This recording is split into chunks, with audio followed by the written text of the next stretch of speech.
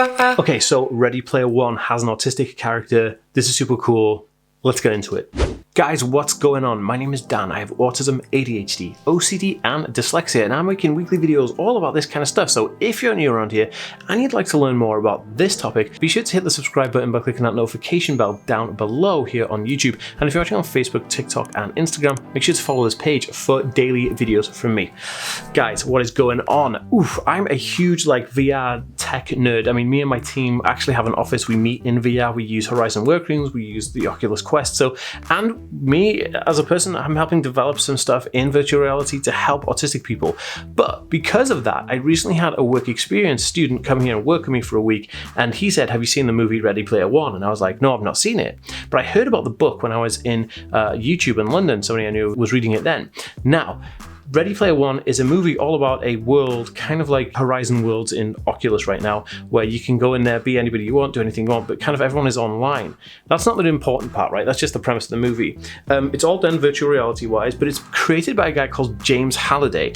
Now, James Halliday is kind of looked upon as being this Mark Zuckerberg kind of character. He's a bit quirky and a bit odd. Now, one thing, I was watching this and I realized that this guy he really got me in relatability. I was like, hey, this guy doesn't make eye contact, he's quite socially awkward, he's not emotionally regulating himself, and he had a very monotone way of talking, which means his voice was one tone. There was no fluctuation in his voice at the end of a sentence or beginning of a sentence or questions or anything like that. Very, very interesting. And I noticed this because I've done videos on these types of traits before. So I was like, this guy seems very autistic. Now, in the movie, James Halliday actually is quoted about, there's this whole thing about him going on a date with this woman. It's the only date he's ever been on, and then he can't kind of keep a relationship because people find him so weird.